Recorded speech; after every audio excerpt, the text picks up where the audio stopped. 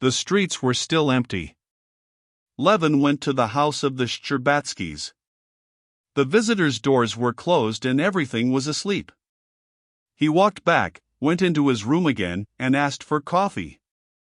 The day servant, not Jaeger this time, brought it to him. Levin would have entered into conversation with him, but a bell rang for the servant, and he went out. Levin tried to drink coffee and put some roll in his mouth, but his mouth was quite at a loss what to do with the roll. Levin, rejecting the roll, put on his coat and went out again for a walk.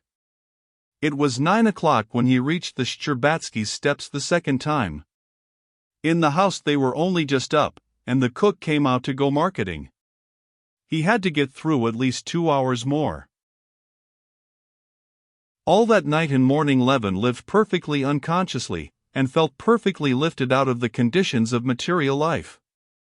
He had eaten nothing for a whole day, he had not slept for 2 nights, had spent several hours undressed in the frozen air, and felt not simply fresher and stronger than ever, but felt utterly independent of his body. He moved without muscular effort, and felt as if he could do anything. He was convinced he could fly upwards or lift the corner of the house, if need be. He spent the remainder of the time in the street, incessantly looking at his watch and gazing about him. And what he saw then, he never saw again after. The children especially going to school, the bluish doves flying down from the roofs to the pavement, and the little loaves covered with flour, thrust out by an unseen hand, touched him. Those loaves, those doves, and those 2 boys were not earthly creatures. It all happened at the same time. A boy ran towards a dove and glanced smiling at Levin. The dove, with a whir of her wings, darted away, flashing in the sun, amid grains of snow that quivered in the air, while from a little window there came a smell of fresh baked bread, and the loaves were put out. All of this together was so extraordinarily nice that Levin laughed and cried with delight. Going a long way round by Gazadny Place in Kislavka, he went back again to the hotel, and putting his watch before him, he sat down to wait for 12 o'clock. In the next room they were talking about some sort of machines, and swindling, and coughing their morning coughs. They did not realize that the hand was near 12. The hand reached it. Levin went out onto the steps. The sledge drivers clearly knew all about it. They crowded round Levin with happy faces, quarreling among themselves, and offering their services. Trying not to offend the other sledge drivers, and promising to drive with them too, Levin took one and told him to drive to the Shcherbatskys. The sledge driver was splendid in a white shirt collar sticking out over his overcoat and into his strong, full-blooded red neck. The sledge was high and comfortable, and altogether such a one as Levin never drove in after, and the horse was a good one, and tried to gallop but didn't seem to move. The driver knew the Shcherbatskys' house, and drew up at the entrance with a curve of his arm and a "what," especially indicative of respect for his fare. The Shcherbatskys' hall porter certainly knew all about it. This was evident from the smile in his eyes and the way he said, "Well, it's a long while since you've been to see us, Konstantin Dmitrievich." Not only he knew all about it, but he was unmistakably delighted and making efforts to conceal his joy. Looking into his kindly old eyes, Levin realized even something new in his happiness. "Are they up?" "Pray walk in." "Leave it here," said he, smiling, as Levin would have come back to take his hat. That meant something. "To whom shall I announce your honor?" asked the footman. The footman, though a young man, and one of the new school of footmen, a dandy, was a very kind-hearted, good fellow, and he too knew all about it. "The princess, the prince, the young princess," said Levin. The first person he saw was Mademoiselle Linen.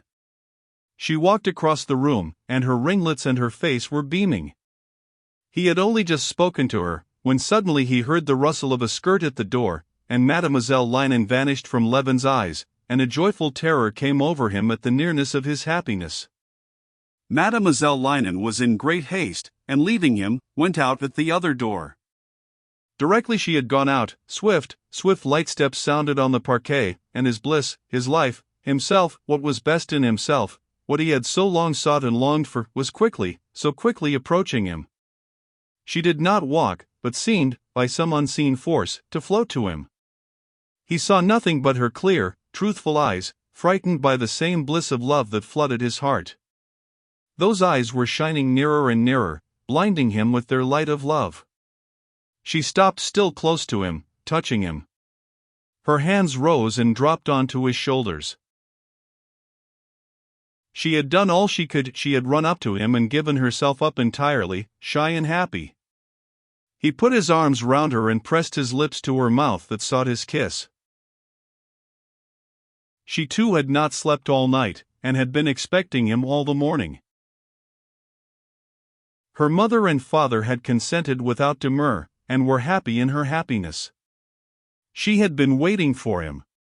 She wanted to be the first to tell him her happiness and his. She had got ready to see him alone, and had been delighted at the idea, and had been shy and ashamed, and did not know herself what she was doing. She had heard his steps and voice, and had waited at the door for Mademoiselle Linen to go. Mademoiselle Linen had gone away. Without thinking, without asking herself how and what, she had gone up to him, and did as she was doing. "Let us go to Mamma," she said, taking him by the hand. For a long while he could say nothing, not so much because he was afraid of desecrating the loftiness of his emotion by a word, as that every time he tried to say something, instead of words he felt that tears of happiness were welling up. He took her hand and kissed it. "Can it be true?" he said at last in a choked voice. "I can't believe you love me, dear." She smiled at that dear, and at the timidity with which he glanced at her. "Yes," she said significantly, deliberately. "I am so happy." Not letting go his hands, she went into the drawing-room. The princess, seeing them, breathed quickly, and immediately began to cry and then immediately began to laugh, and with a vigorous step Levin had not expected, ran up to him, and hugging his head, kissed him, wetting his cheeks with her tears. "So it is all settled. I am glad. Love her.